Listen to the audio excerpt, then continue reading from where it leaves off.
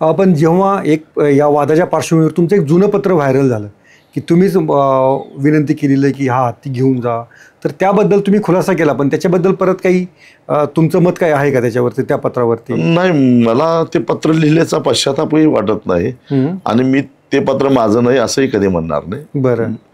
कारण मी एकदा भूमिका घेतली तर त्या भूमिकेला चिकटून राहतो. बरं. त्यावेळी परिस्थिती अशी होती की आमची ही नांदणी मठाची जी माधुरी हत्ती आहे ती 35 वर्षापासून त्या मठामध्ये, ती 4-5 वर्षाची होती त्यावेळी तिथं आले. मधल्या काळामध्ये 2018च्या दरम्यान त्या हत्तीची देखभाल करणार, कारण हत्ती हा अतिशय संवेदनशील प्राणी असतो आणि त्याची देखभाल करायला तज्ज्ञ आणि प्रशिक्षित माणूस लागतो. कल्लाप्पा नावाचे शिमोगाचे एक एक्सपर्ट आहेत, ते 1-2 महिन्यातून नांदणी मठामध्ये येऊन तिच्या आरोग्याची तपासणी नेहमी करत असतात. तर परंतु दैनंदिन त्याची देखभाल करणारा माणूस लागतो, त्याला माहूत म्हणतात. तर त्या माहूत जो नागाप्पा नावाचा माहूत होता, माहूत महाराष्ट्रामध्ये तयार होत नाहीत, ते एकतर केरळ, कर्नाटक किंवा तामिळनाडूतच मिळतात. तर त्या नागाप्पाला हृदयविकाराचा धक्का आल्यामुळं डॉक्टरनी त्याला आता ते काम थांबवायला सांगितलं. पण अशा वेळी मठाकडे दुसरा माहूत उपलब्ध होत नव्हता आणि मग माहूत शिवाय हत्ती सांभाळणं हे जोखमीच होतं, कारण हत्तीच्या आरोग्याच्या दृष्टीने सुद्धा ते बरोबर नव्हतं, कारण अतिशय संवेदनशील प्राणी आहे. आणि अशा काळामध्ये हत्तीची तब्येत बिघडली, हत्ती बिथरला तर लहान मुलं, स्त्रिया हे नेहमी त्या हत्तीच्या आजूबाजूला असायचे, त्यांच्या जीविताला धोका निर्माण होऊ शकतो. आणि या अशा घटना इतर ठिकाणी, बऱ्याच ठिकाणी घडलेल्या आपण बघितलेल्या आहेत. त्यामुळं मी राज्याच्या वन खात्याला अशी विनंती केलेली होती की काही काळापुरतं, जोपर्यंत आम्हाला दुसरा माहूत मिळत नाही तोपर्यंत गडचिरोलीच्या कॅम्पमध्ये हा हत्ती ठेवावा.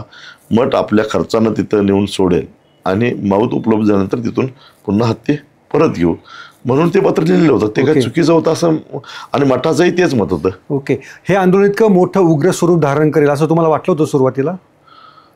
हो, कारण ज्या पद्धतीनं सगळे खोटे पुरावे तयार करून, हत्तीला काही झालेलं नाही, लक्षात ठेवा. ते संधिवात झाला म्हणजे, संधिवात 4 दिवसात पायामध्ये जखमा आहेत, पायामध्ये जखमा होत्या, संधिवात झालेला होता. मग 4 दिवसात हत्ती पाण्यामध्ये कसं पोहायला लागली, खेळायला लागली कसं काय, एवढ्या 4 दिवसात असं काय एवढं तत्काळ औषधोपचार त्याच्यावर झाले, काही झालेलं नव्हतं. हत्ती कागदावर आजारी पडलेला होता आणि तो कागदावर आजारी का पडला होता तर तिथून त्याला काढायचा होता. हे सगळं दिसत होतं. म्हणजे HPC नावाची जी बोगस हे आहे, हाय पॉवर कमिटी, तीच बोगस आहे. निवृत्त न्यायाधीश त्याचे प्रमुख आहेत.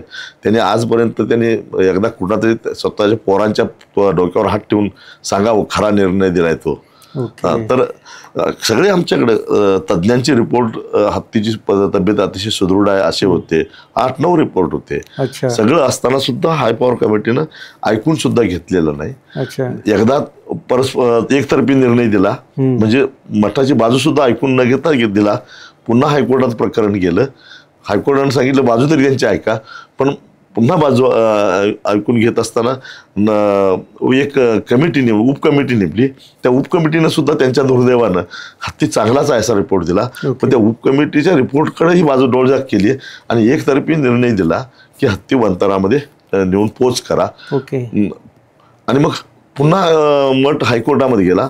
दुर्दैवानं हायकोर्ट हे काय तज्ज्ञ नसल्यामुळं हाय पॉवर कमिटीच्या निकालावर विसंबून राहिलं आणि तो निर्णय कायम केला.